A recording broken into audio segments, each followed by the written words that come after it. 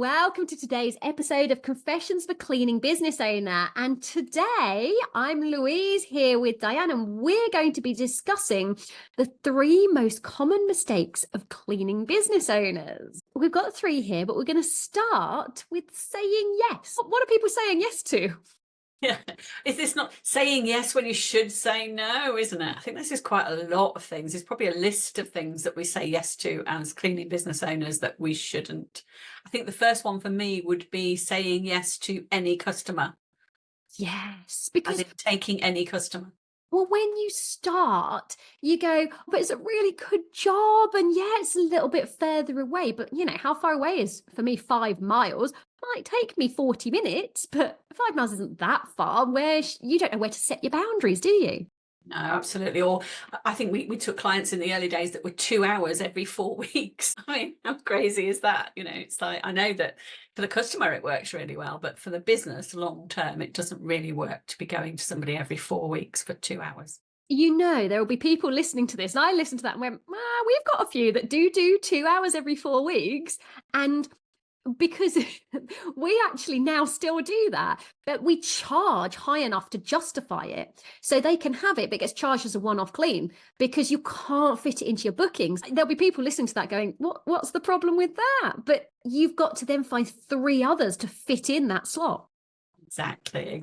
And I think that's the key here, isn't it? Is saying yes. And I remember doing a masterclass not that long ago where we talked about because we were talking about scheduling nightmares, I think, weren't we, and how we can make the scheduling easier when it's constantly changing.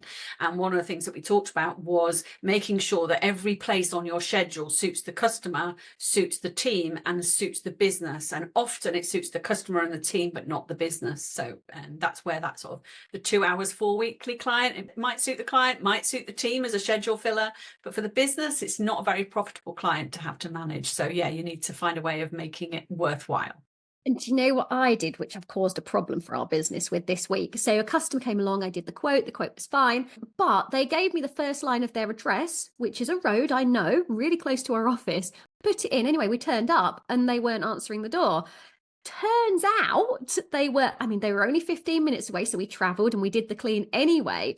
But the problem for us is we have a list of postcodes that we will cover on any given day. So we've had to go back to that customer and say, we cover that area on a Friday. I know we booked you on a Tuesday, but we thought you're in a different area. So you either now have Friday or we say no. That's, for a beginner business owner, that's a really hard thing to turn around and lose a customer that you've built good relationships with, that likes you.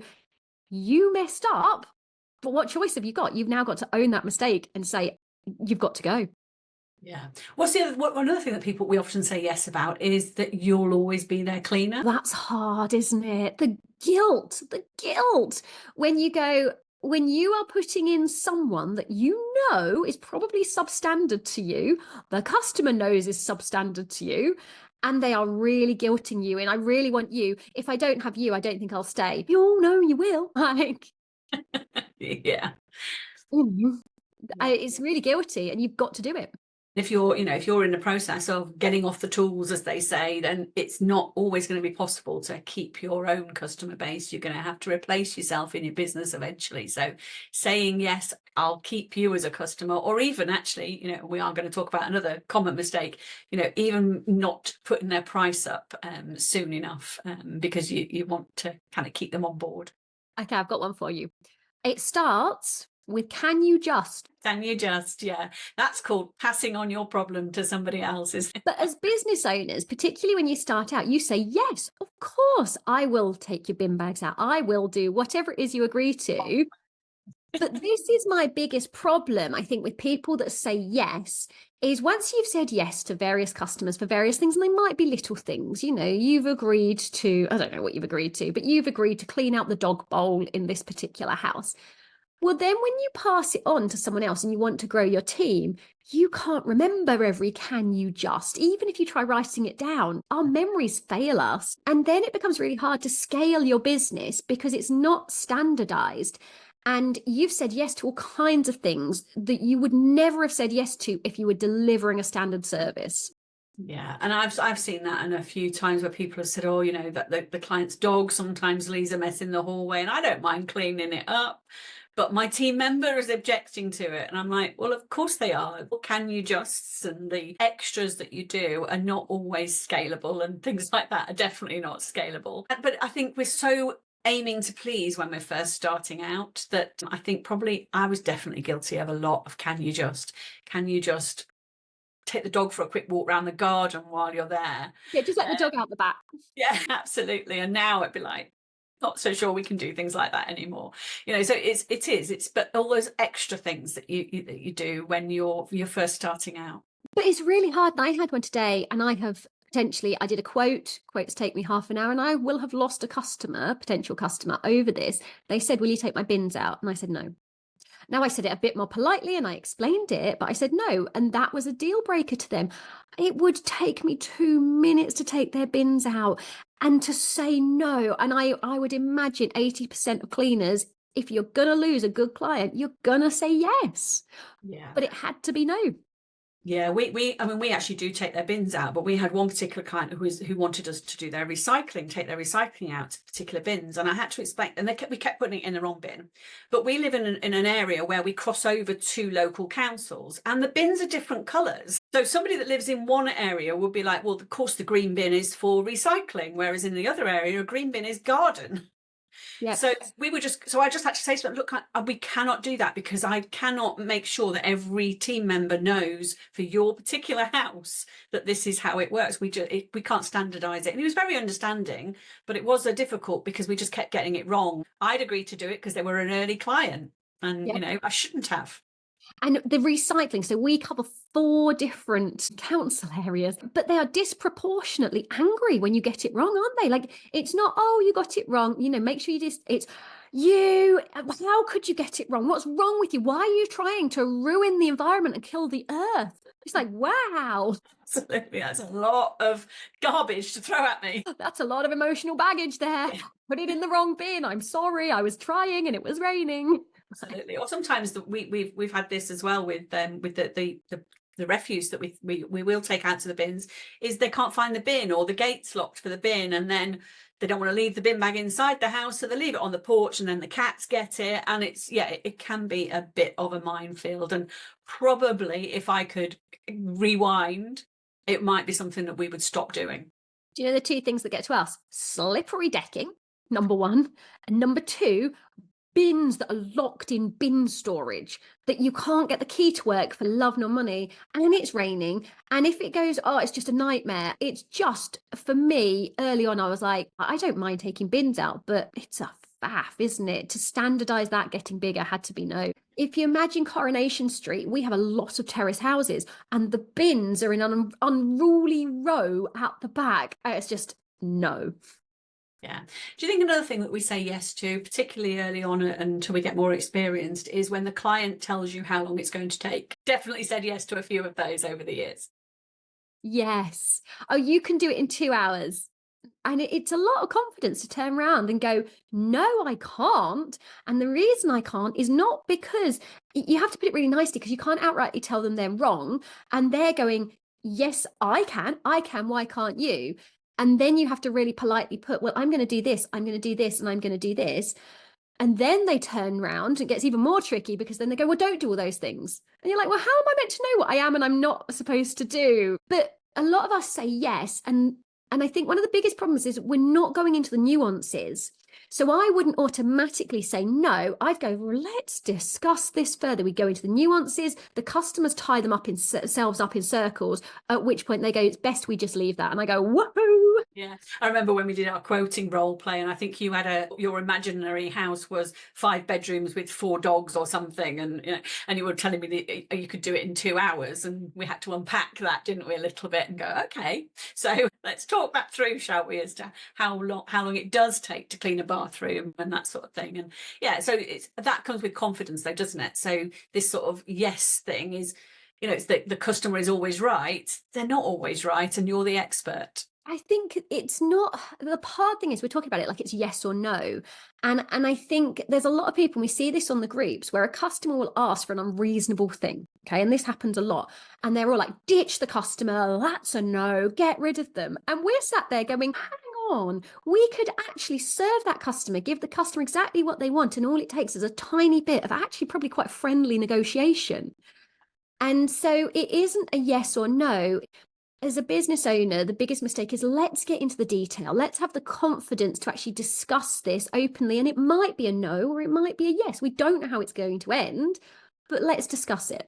I agree. And I think it is all about leading that conversation, isn't it? It's like the example of, so their budget is for 2 hours weekly, but it's a 4-bedroomed house. So actually, why not go 4 hours fortnightly? It exactly fits their budget, and everybody, and actually a 4 hours fortnightly client is more profitable than a 2 hours weekly because there's less traveling. So it's good for you and it's good for the client and it's good for the team member because they, if they're working solo, can just be in one house for their whole shift. So, that's saying yes can be detrimental sometimes, can't it? And it's really easy to explain because all you have to say is, look, I'll get your kitchen, your bathroom and your downstairs lounge done. And that is it.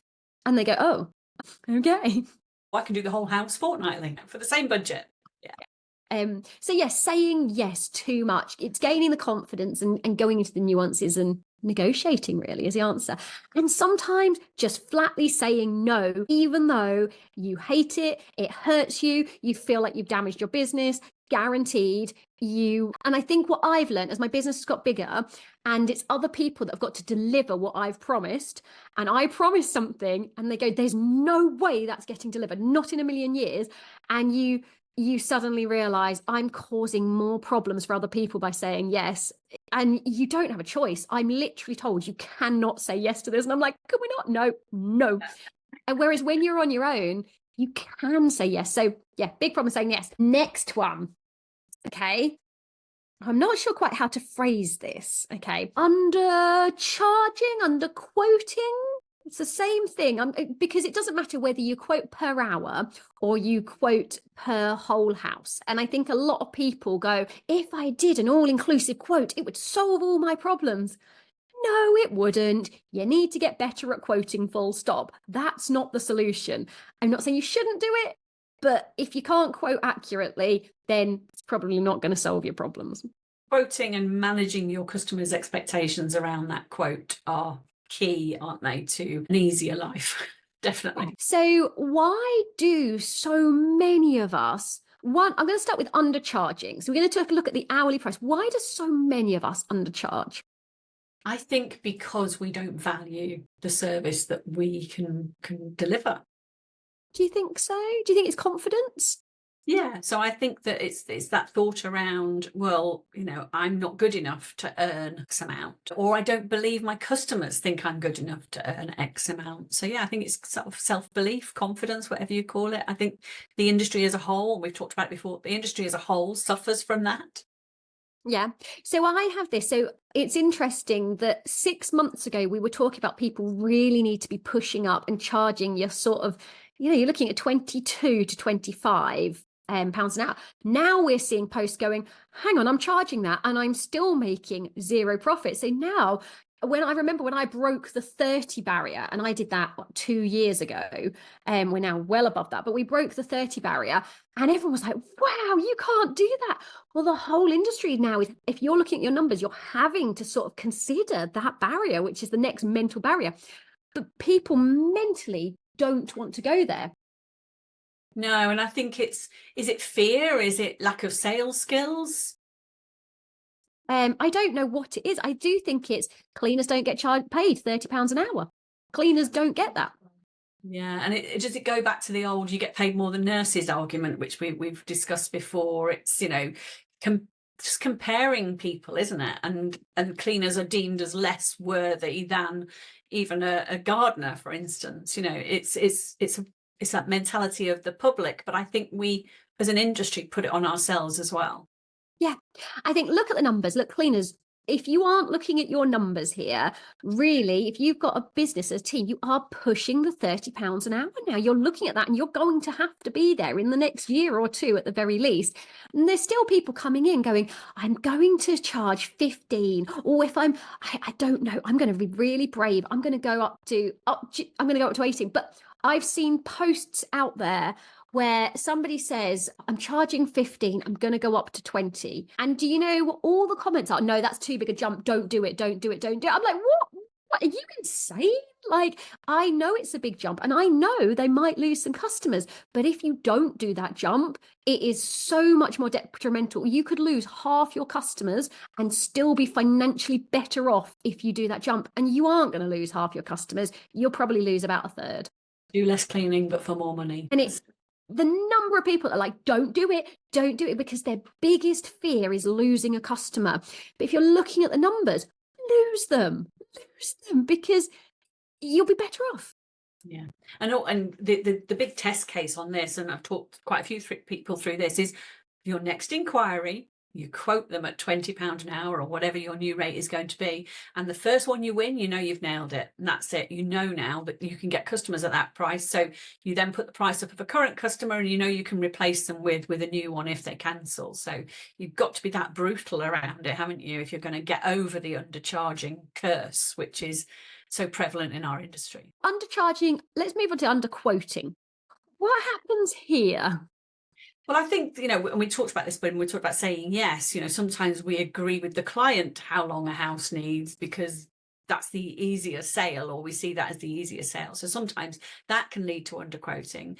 But also, I think sometimes, especially with one-off cleans, and so many times in our social media groups, somebody asks the question, what do I quote for this house? And I don't tell them how much, but I always tell them how long I would quote it for. And some people are like, quoting half as many hours. And I'm just like, you cannot physically do an end of tenancy clean of a 3-bedroom house in 6 hours. You just can't do it to the right standard.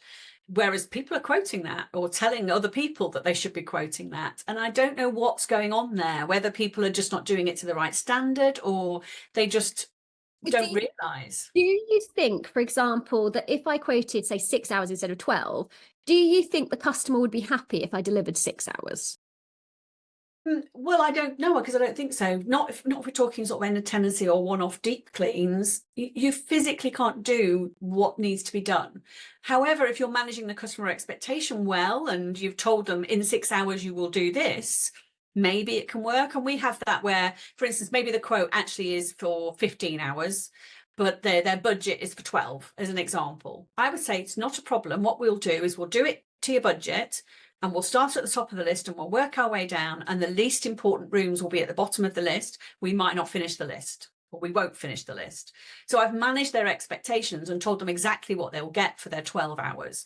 So if you're quoting at 6 hours, so long as you're managing the expectation, but if somebody has asked for an end of tenancy clean, you can't do a 3-bedroom house in 6 hours. But it's not just that. There's a number of houses that I've gone to where they've currently got cleaners and they're cleaning for 2 hours a week and the quality's not good. The customer's going back and saying, I'm not happy about this. The cleaner is clearly pushed. And I'm going, your house can't be done in less than 3. I'm going in for my 3 hours. I'm charging double what they are for 2. And the customer is less bothered about money. They need that pressure, that time pressure taken off them. They can't come in wondering whether the cleaner's done a good job. They just need it cleaned. And because the cleaner, literally, I'm going, your cleaner's achieving amazing things in that time. But yeah, they're never going to achieve what you want. But the cleaner's just agreeing, and never going back and saying, yes, I'll give you what you want. And this is the cost for it. Because I guarantee they could deliver it for a cheaper price than I could. Yeah, it's that old, why did your last cleaner leave? Because they were exhausted, because they were trying to do a 3-hour house in 2 hours every week, and it was killing them. And they were frustrated, and they didn't have the knowledge to be able to go back to you, Mr. Customer, and say, I need more time, or the confidence, the knowledge and confidence to go back to you. Whereas we're not, because we've had so many years of experience now, we could confidently go back to that client and go, I messed up almost on the quote, or actually, now that we've been doing the house for 3 or 4 weeks, we think that you'll benefit from an extra half an hour a week because we're not able to get to the core areas, or we'll need to readjust the priority list so that you are getting what you want done, but in the budget that you've ascribed to. But that's where underquoting comes in, I think, is from that not the confidence to have that conversation. So Diane, can I tell you something? I've never told you this before, that we bought in, which has been quite revolutionary. So obviously we've done a lot of houses for 4, 5, 6 years, and they change their use over the time. So we now on every house ask the staff to rate it from 1 to 5 as to whether they've got the right amount of time. So 1 is too little and 5 is too much. 3's bang in the middle. And so the staff have to rate the house every time, because how many times has it happened that the staff are like, yeah, it's been wrong for a year? And you're like, what? Like, why did we not know this? And we had to put this in, that they had the wrong, either too much, or the staff were getting stressed out, rushing it, and they weren't feeding it back to us. It's so easy to go back and renegotiate. But that was a game changer. Don't they? So I might have done a quote 10 years ago and we're still cleaning at that house. They've had children, they've got pets. And actually, when we first quoted for them, they might have even been single, living on their own. And now they're married with children and pets. You know, their lives change just like ours do. So yeah, having a system in place where actually you get them changed when need be, and having an easy system for your staff to feed that back. I don't go to quotes anymore, but when I did used to quote, that was it. I would not often see that house again. I do love it. When I actually went out quite a bit 2 weeks ago, and I was doing lots of quality checks and going out and doing training. I was doing a bit of cleaning as well. Oh, I loved it, Diane. It was so nice. And the customer's like, oh, it's nice to see you out again. I'm like, yeah, this is nice. But that brings us nicely onto our mistake number 3, being too nice. Oh, I'm so guilty of this. Not. No, I am. Do you know, I actually had to remove myself a little bit from my staff, because I get so wrapped up in their life and their problems. It was dragging me down, because it's like I was living their life. Like, in my head, I was living it. I was getting so involved in it. I wasn't running a business. I was being their counselor, a bad counselor, apparently. I mean, I've talked about this on previous podcasts. I had to distance myself from the team some years ago because I was getting hurt. I was feeling damaged by things that were happening in the business, and because I felt I was close to my team, and why didn't they feel the same way about me? So that sort of being too friendly and not having the boundaries in place can damage us, not just the team dynamic. It actually damaged me. So I kind of had to really distance myself almost to the other extreme for a little while until I found the right balance for me. It's really hard. It's really hard, because little things, you think they're your friends. Like, we recruited our team to grow like our friends and our family, and like, it's your world, and you will do anything to make sure they're really happy. And then they pull a sickie because they went out and got drunk, or even they just couldn't be asked to come in. And you're like, oh, how could you do that to me? Do you know what I sacrificed for you to do this? And the emotional like blackmail that goes on in your head at the beginning is just hard. And then, like you said, the hurt of being let down, it's being too friendly. But not only that, you're not a good boss when you're that good friends with them. You're not impartial. You're not making, fair decisions. You think you are. You're so involved, even if you are making fair decisions, because some people inevitably have closer relationships with you. They'll never perceive you as a fair person. No, and as your team grows, that just compounds, doesn't it? Because you're going to get accused of favoritism and not applying. You could end up breaching laws, if you're not applying things equally between your team members. So it can be damaging for you, but it can also be damaging for the whole team dynamic, can't it? And of course, being too friendly with clients can cause issues as well, can't it? Yeah, again, there's a little bit of hurt here, isn't there, when they cancel on you. And you're like the number of times we see it in the groups where I've cleaned for this customer for 3 years, I've never missed. And then my child was off sick and they've cancelled and gone with a new cleaner. I've done everything for them for 3 years. And you go, I get it. I absolutely get it. But it's not that you've lost that customer. It's that you genuinely thought they were your friend. Yeah, we've had also, and this is not a mistake that I've made as a business owner, but I've had team members that have overshared with clients about their own personal lives, and that conversation around how are you, they don't really want to know. They want you to say, oh, I'm lovely, thank you, how about you? Whereas actually some of our team in the past, and I've heard this from other cleaning business owners sometimes, where they believe they have a stronger relationship with the client and a more friendly relationship with the client, and actually it can end up quite awkward. I'll tell you where I see that the most, particularly some of our older clients who maybe are sort of very mentally able, but they're sat in a chair and they don't get a lot of visitors. They are a bit lonely. And so they really get in depth talking to that cleaner. It's the high point of their week. And on one hand, their families love it. On the other hand, I'm like, oh my Lord, their families can tell me, they will sit and have their Sunday afternoon visit with their families, and all they talk about is that cleaner's life. Yeah. And you're going, I don't want to know. It's, you know, I don't want to stop it in some ways. On other ways, when it all comes back to me, or do you know your cleaner did this? And I'm like, what do you want me to say? Like, they overshared. So for me, it's like it's being friendly but not friends. It's, you know, you'd be nice, but when you are having a chat with the maybe the older customer who loves the company, make it all about them.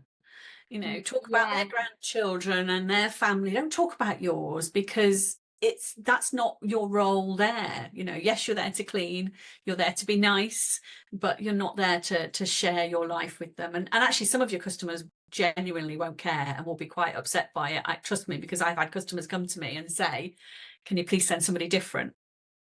Okay, what about this one, Diane? You can come and stay in my holiday home. I mean, that's a hard one to turn down when a customer offers, yeah, I've got a second home in Spain. Do you want to go there for the weekend, for the week? It's up to you. You know, you might as well come and use it. I mean, that's hard to turn down. I think that's a boundary crossed again, isn't it? Do you It think? is. Yeah.